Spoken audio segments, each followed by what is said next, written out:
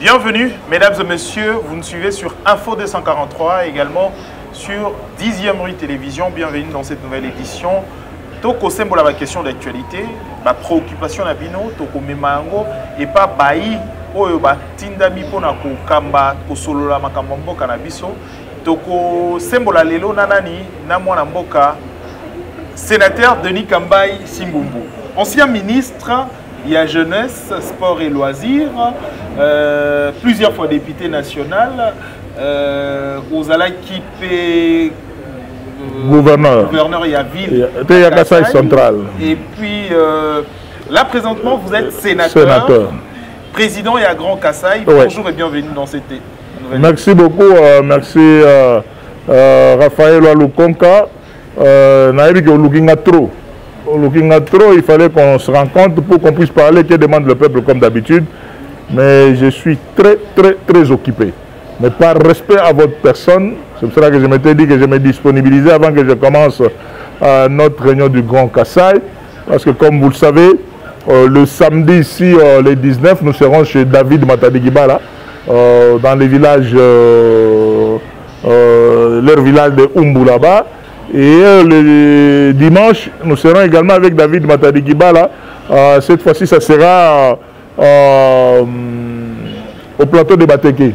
Okay. Au plateau de Bateke, voilà. Alors, tu as respecté mesures barrières, tu as respecté également distanciation. Oui. Alors, tu as la cache-nez pour nous permettre Batonio Sobaye Okayo Malam Mingi. Merci. Merci Raph. Donc on appelle ça nous garde Yves Simba. Donc aussi on a gardé mon bandit Gaboué. Oh bah on soit bien yandé musume et là alcool là et là alcool bon microbe. Voilà. Alors voilà. Moi Namboka Denis Kambayi Simbumbu. Vous êtes sénateur. Oui. Vous allez Moko ya bato o bazalaki corrompu o to ba monaki corruption elekaki. On a entendu ça, c'est la population mutoa koloba. Merci beaucoup. Il y a sa population bogana mutoa nzalate. Te ba fonction on a sala na ko za na vandi na la corruption te. Pour la mutoa za gouverneur de province. Tala nan mutoa ça la fonction mususuté ataka ki gouverneur a pas manenga za lolendo. Mais Denis Kambayi na zaki gouverneur de province na mboka ba diamant bien que mbonga kamina sapu.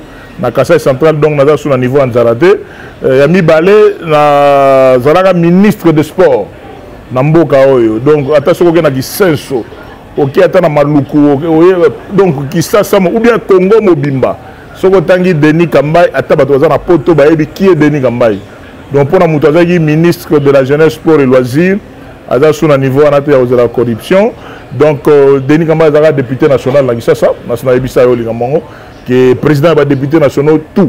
Il y a dit ça, Elina Calcio, de 2006 à 2011, les sénateurs, donc ma solo, naebi yangote, nayoka yangote, naoibagogi, mutupa ko contacter nga azate pour aebi geno, oyo aza président. D'abord, premier critère, président à Grand Kassai. On a n'engagé bête mais là, on a vraiment. Est-ce que on a aussi ça? Donc président à Grand Kassai et oyo à soutenir ma solo à Union Sacrée, ou à soutenir État de droit, ou à Zalipe avocat, chef de travaux dans la faculté de droit à l'université de Kinshasa. Donc ma solo n'a pas été bisoté. Voilà. Alors, na État de droit, pour soutenir na chef de l'État, na Union Sacrée. Oui. Alors, quel aperçu cause en ango bino motobo pour soutenir chef de l'État, le sénateur Bouraï Baïke, na Katia Sénat, on a pour soutenir chef de l'État. Mais les intouchables de personnes où la justice a besoin de se justifier, bolingi ko livrer bangote. Pourquoi? Okoki kolobate ke bolingi ko livrer bangote. Ezake non match betami bien te na Katia Sénat, topoli na premier mi-temps, mais deuxième mi-temps ils allaient. C'est-à-dire que biso bato union sacrée topoli. Topoli match ko betama na Sénat, topoli za ngama match zo betama. Et ça ma stratégie obino so boyo kaka. Je crois bandeko balandaki lisolo ya président Trump. Hein? Président Trump malgré les désordres parce que mboka yo démocratie que non balobi démocratie plus de 100 ans à la constitution et ça va aux États-Unis. Mais au yoka batuto balobi hier le Trump il faut battre devant justice et tout ça ainsi de suite. Assemblée chambre des représentants et décider vraiment que non, il faut vraiment Trump battre devant la justice, mais Sénat, et boire qui ça m'a gambongo. Donc, tout est politique, il y a gravité. Mais la vérité, c'est quoi en ce qui concerne? Les autres, la Bisso, sénateur, il y a union sacrée, boule la Bisso, il y a rapport, il y a IGF, Bassala Yango, Bassala Bienté, PG, à saisir, à saisir, Malamouté, locaux là, mon premier ministre, parce que je ministre de sport, mon premier ministre est à Accra, à Zozong, à l'aéroport. Je crois que il y a une image dans la télévision. Déjà, le premier lobby, il y a pour affronter la justice. Bissoté, il y a un lobby pour affronter la justice. Mais et ça, c'est pour plusieurs raisons. Première raison, il y a des parlementaires, des sénateurs, des députés nationaux, tout ça, là. Vite à Imana, mettons dans l'équipe nationale. Qu'est-ce que je vais dire par là? Il s'est passé, moi, Babilo, comme moi, Miké, oh, il s'est dit, entre députés nationaux, les sénateurs, les bétamagis bien à Liboso, que les sénateurs vont voter loi et habilitation. Et Outaki, dans le gouvernement, projet Outaki dans le gouvernement, de sorte que pendant la période où il y a des vacances parlementaires, il faut dans les vacances depuis le 15. Comme ça, le gouvernement, il va dans des mesures, tout ça, état de siège. Pendant que nous sommes en vacances parlementaires. Mais au Yogageno, Banama est dans la plénière, les députés nationaux vont boire qui sont. Vous comprenez? Donc, il s'agit déjà, moi, il s'agit de moi, le logo bien entre les sénateurs et les députés nationaux. Et là, on appelle ça bien moi, coordination entre le bureau et Sénat et le bureau et l'Assemblée nationale. Et heureusement, il y a un réseau.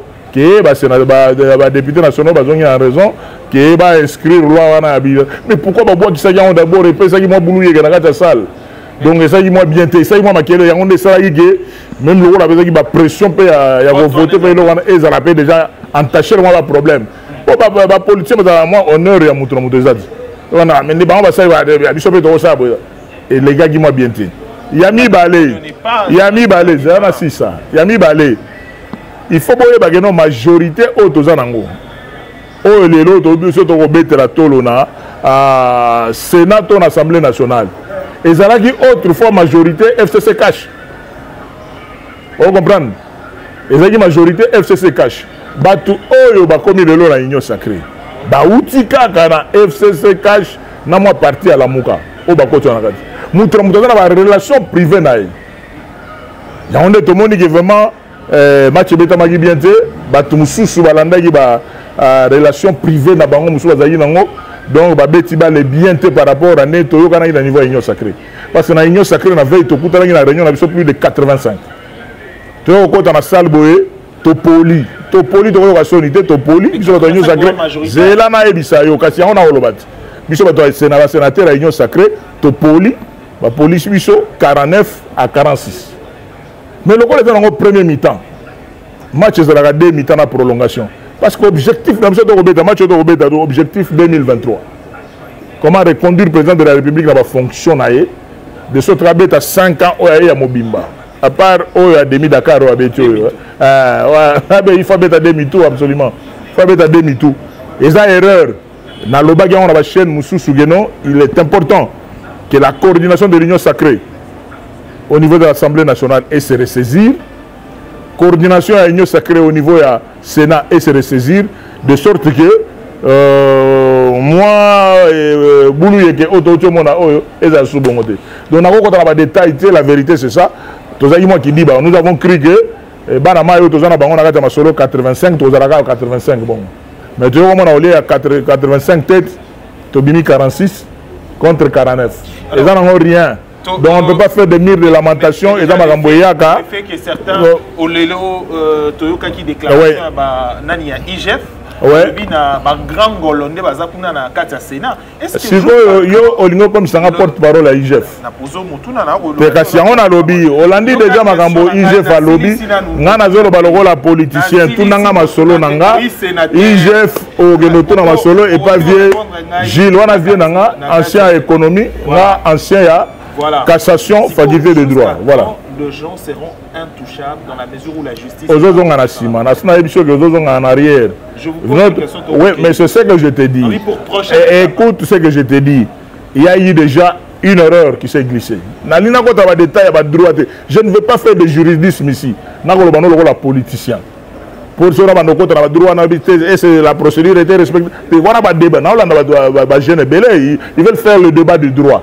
Moi, je ne suis pas sur le plan de droit, je suis sur le plan politique. Je dis que sur le plan politique, Topoli, nous sommes dans l'union sacrée, clairement. Dans le Sénat Topoli, alors, tu continues, on avance. Donc, on ne peut pas continuer à continuer. Est-ce que c'est non. Tout le monde est 85. Parce que d'abord, et là, on a passé. On a besoin de sénateur de l'union sacrée dans l'année. Tu as un match. Premier match, tu as loi d'habilitation. À l'unanimité, tu as voté, il y a un mot bimba. Tu as contre ça. Donc, il y a un gouvernement. Le gouvernement, il y a une union sacrée. Il y a un biso sama le konde. Et tu as un mot bimba, tu as un assemblée nationale. Moi, je mal entendu, je peux continuer ça. Deuxième élément, nous avons Edi Mundele. Depuis le mois de mars. Il était question maintenant que Bisso au niveau espace à Grand Kassai, mais il a dit la Bisso dans l'union sacrée, tu récupérer poste à premier vice-président. Et les gars qui paient bon, merci beaucoup à Bandego sénateur, na gesto Basaragiwana, on a toute tendance confondue.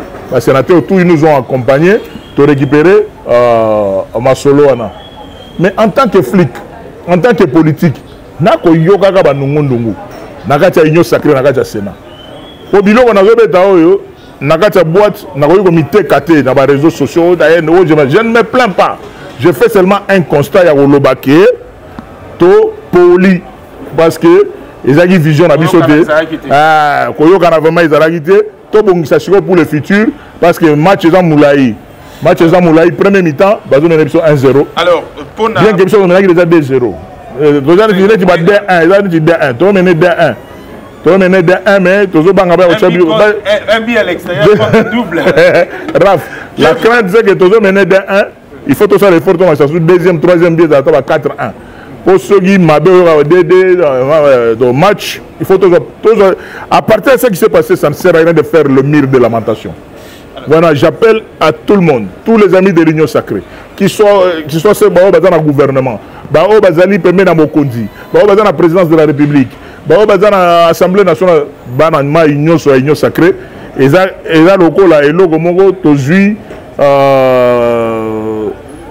moi, les Congo, il y a réduction de score. Parce que nous avons mené 2-0. Mais réduction de score et continue de 1 à l'automie Lengela. Ne soyons pas distraits. On comprend votre esprit, c'est très sportif. Oui, on ne doit pas perdre le temps de continuer à pleurnicher. Lélo, pour d'autres personnes, oui. Tout le monde a d'analyse sur les réseaux sociaux et autres. Oui. Certains pensent qu'il faut supprimer le Sénat. Que pensent les Sénateurs? Non, mais on ne peut pas supprimer le Sénat pour un dossier. Pour supprimer le Sénat, parce qu'on n'a pas levé les immunités, je peux dire tout simplement, c'est être tout simplement, je ne veux pas dire être illettré, ou être tout simplement de mauvaise foi. La logique dans la suppression au Sénat, ils ont la suppression au Sénat. Mais vous comprendre que vous supprimé. Vision, Nazoloba, dans le but qu'on a décidé, parce que pour la suppression, il faut toujours regarder la Constitution. Nous devons revoir notre Constitution pour la nationalité. Nous devons revoir notre Constitution. Pour revoir ma nationalité, nous devons des pères et des mères congolaises, pères congolais, mères congolaises, à Londres, à Paris. Vous pouvez comprendre que mes propres enfants ont à Londres. Pour aller à Congo, il faut avoir un visa. Il y a normalité. Tout sur la nationalité, irrévocabilité de la nationalité congolaise. Et c'est différent. Dans ma solo, il y a vieux Noël Tchania Robeta. Vous comprenez? L'irrévocabilité de la nationalité congolaise. Donc, il y a un raisonnement. Il y a un revoir la constitution pour nous. Deuxième lissolo.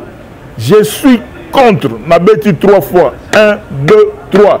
Je suis contre Babiloko et le gouverneur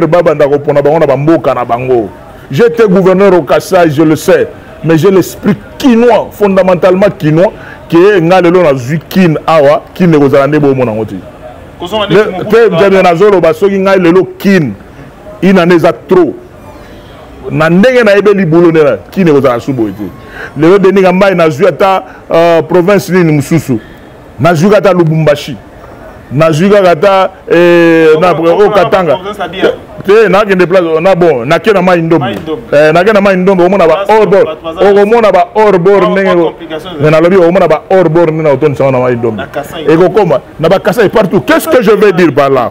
Je dis ceci. Deuxième chose, Toti Kabilo ba gouverneur originaire et zo kumba non seulement tribalisme et au kumba ba conflit. Tout le monde biloko ba assemblée provinciale. Il y a une difficulté, il y a ceux qui ont député provincial, c'est la vérité. Oui, mais mettre de côté.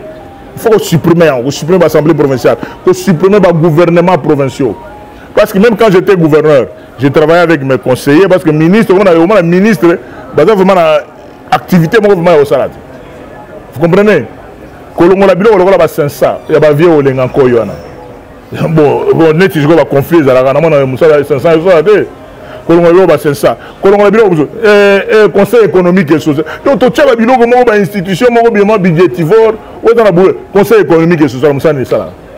Si on a parlement, pourquoi je soutiens l'idée que non, c'est la révision constitutionnelle, tout le monde la paix dans le Sénat, dans solo. Parce que nous devons voir un parlement monocaméral. Il ne faut pas dire que Moussala au Bassala en Assemblée nationale et au deuxième chambre. Donc, toujours le bilan, on copie, on a besoin de bilan, on va mindele.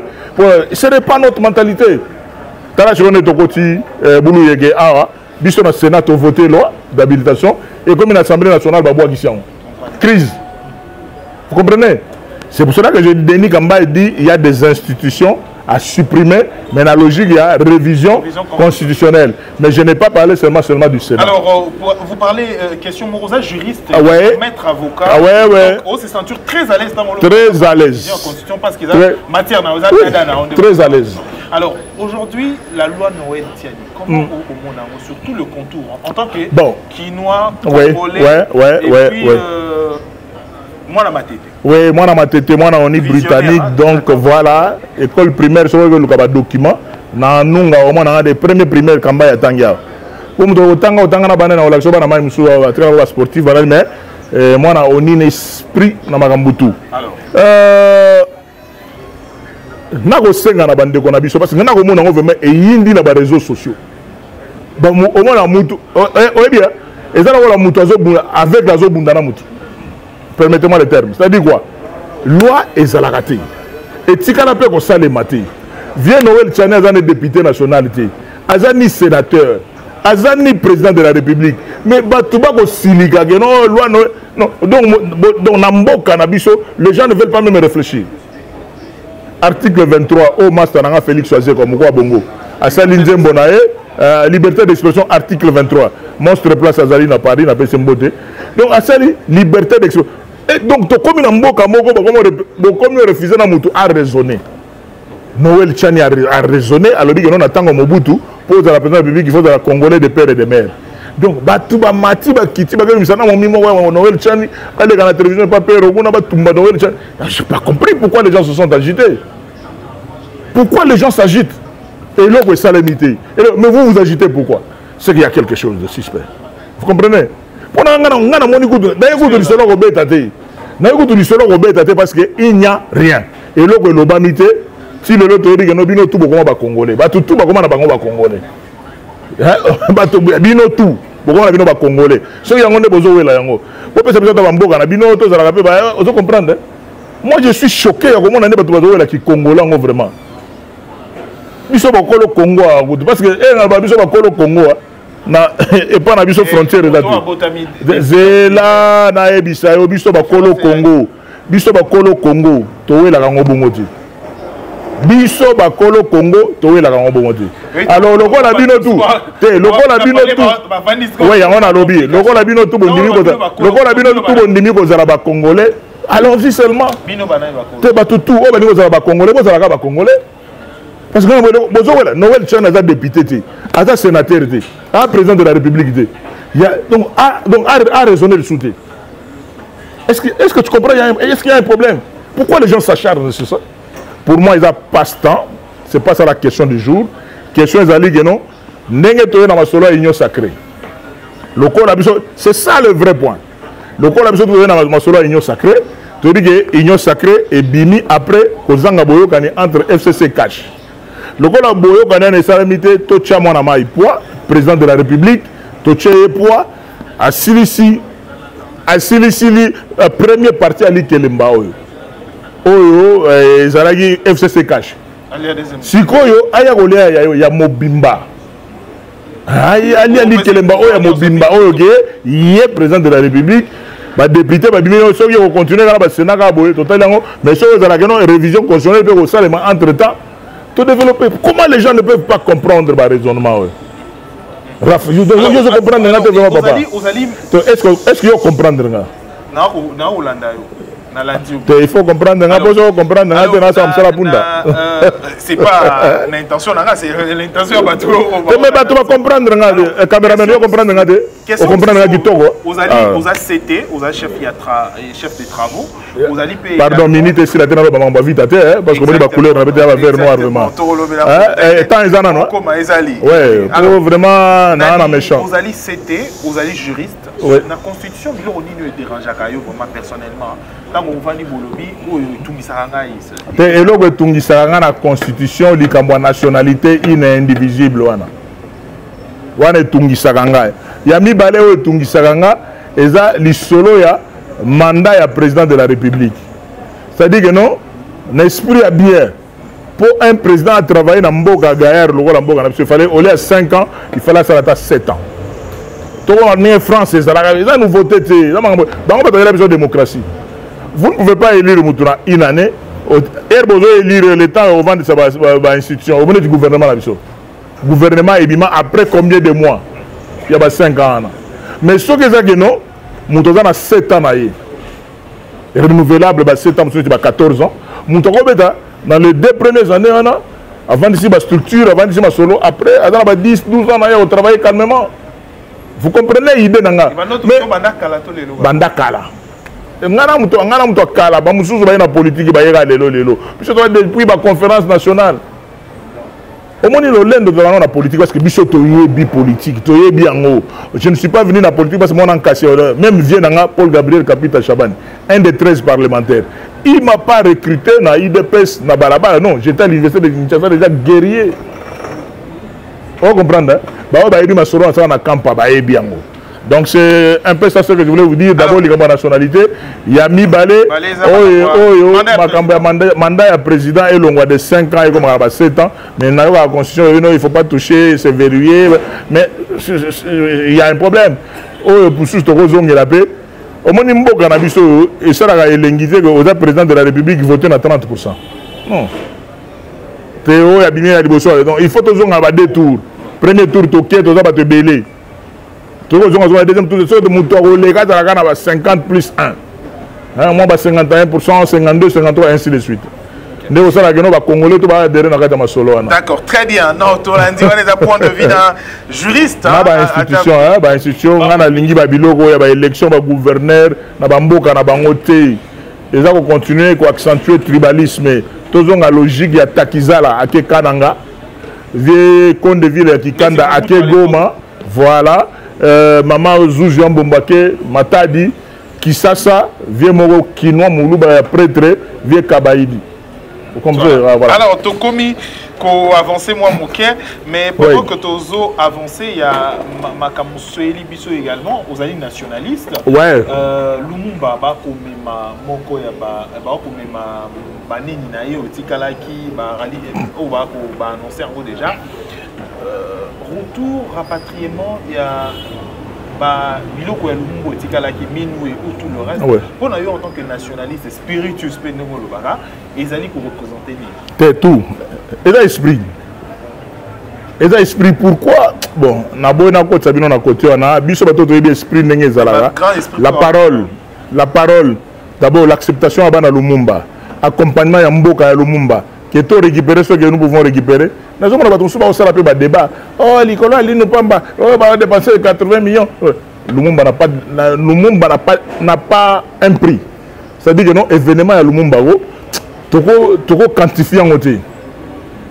Même si on coûté, il y a combien de millions? Les gens ne comprennent pas que Mouton dit vraiment sacrifice. Je ne le dis pas parce que je suis né dans le Sankour ou à Lodja.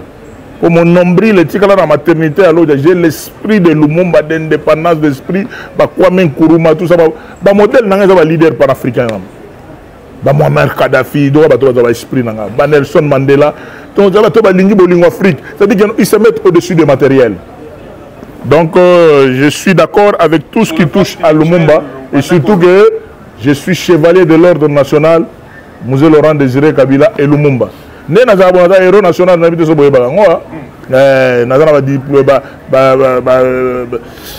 médaille à mérite sportif, nous avons chevalier de l'ordre national, Musée Laurent Désiré Kabila et Lumumba. Au moins, il va Mikolo, tu vas comprendre la valeur de l'ordre national de Léopard. Il fallait avant qu'on côte na siège, na betra bino panneau ya munene kuna na coin. Ba dessiner Lumumba na Musée Laurent Désiré Kabila, l'occupant de cette parcelle est chevalier de national, Musée Laurent Désiré. Reconnaître yo. Alors c'est très bien. Alors Zali peut moko ya bato oba bouger qui mouvement sportif en République démocratique du Congo. Ba redona qui ba sala qui ba faire revivre en fait mouvement sportif en RDC, tant que vous avez ministre. Aujourd'hui, Tomoni Moko président FECOPA a démissionné à cette personnellement, au sali lecture d'abord, sur cette démission et puis crise au sein de la fédération. À Liboso d'abord, vieux constant, vieux mot on a donné beaucoup de considération. Ah, mon collègue on a donné de son esprit quinois. Ah, donc on a esprit bien, c'est notre grand frère à Gisasa. Mais